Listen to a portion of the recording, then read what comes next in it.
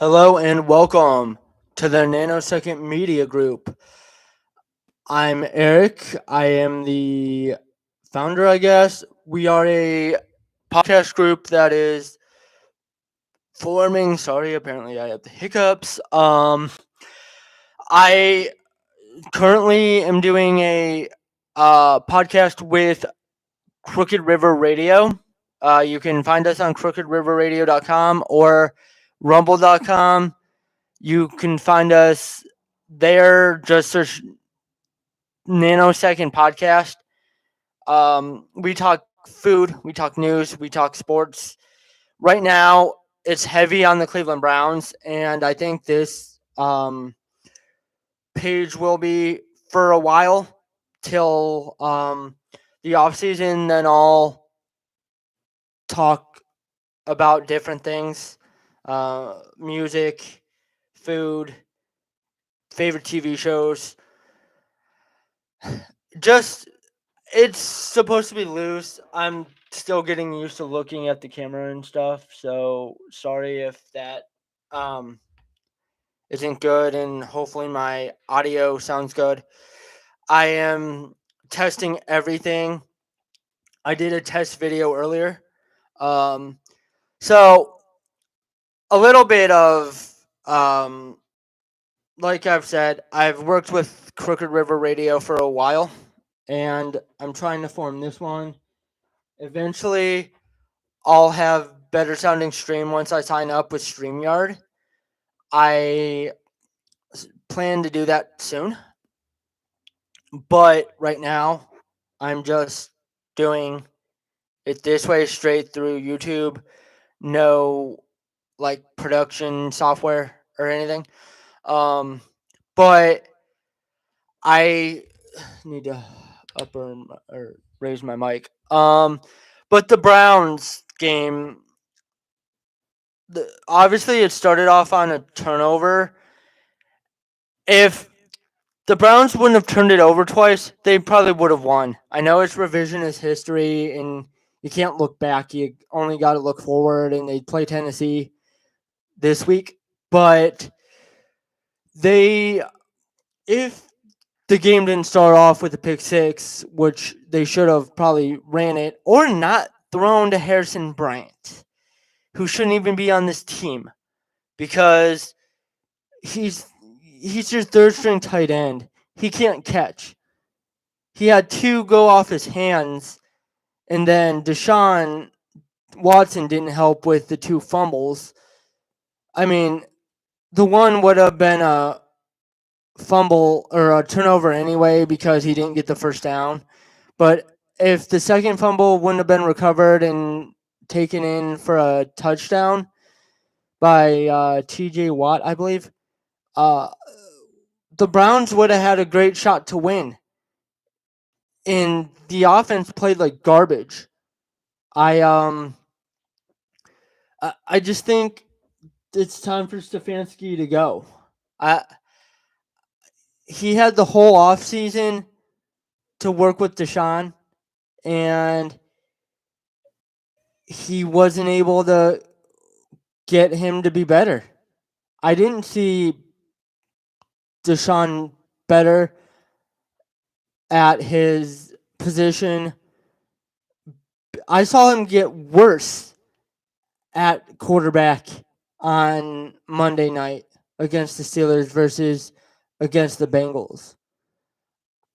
It's time to move on from Stefanski, move on from Jed Wills. That's one of Watson's problems is Jed Wills, because he's always getting pressure from the blind side based on the fact Wills doesn't block for more than a half second. You know, you can't, as a quarterback, you can't get a clean pocket with that small of a window before the defensive end gets to you. You need to push. You need to block, and he can't. He looks like he's on roller skates 30% of the time.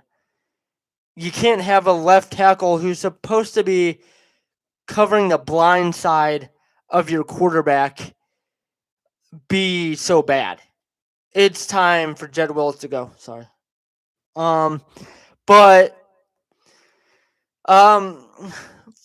for the most part, Dewan Jones played well as a rookie against TJ Watt.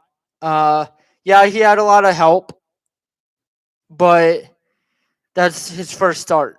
You expect rookie jitters from a right tackle, especially when he's going against one of the best pass rushers in the league.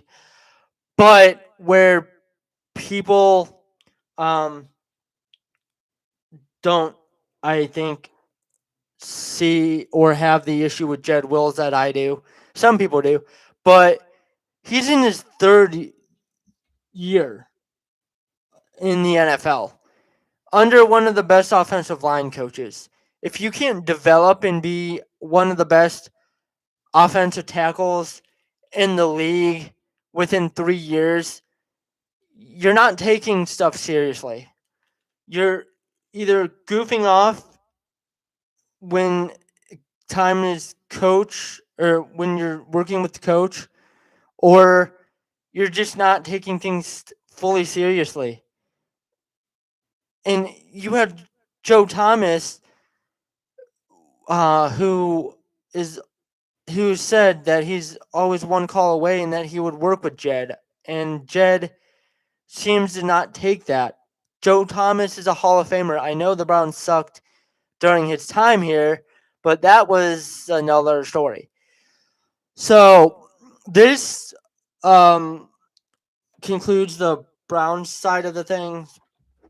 I am gonna be doing more videos. I'm very interested in what's going on in the media, so I might do a media news wrap up from various news sites, recapping what they've reported.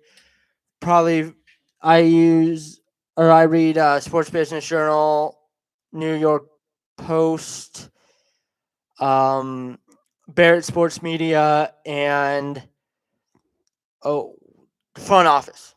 So those are all legitimate sources for sports media news, and Barrett even has Barrett Sports has Barrett Media has Barrett Media, and that covers media news outside of sports, so radio and TV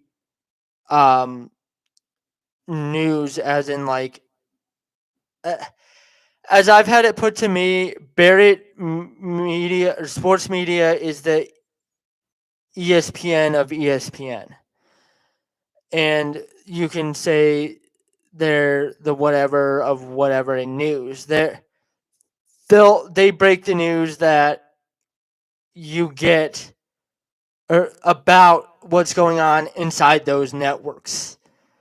Like whether it's cutbacks by Disney with ESPN, all of those outlets had nonstop reports and articles about that. Usually they're good at predicting what's going to happen through their sources. Like I will cover a lot of what they do because that interests me. If that doesn't interest you, I get it. But again, welcome to the Nanosecond Media Group. And I lost my cursor. Sorry.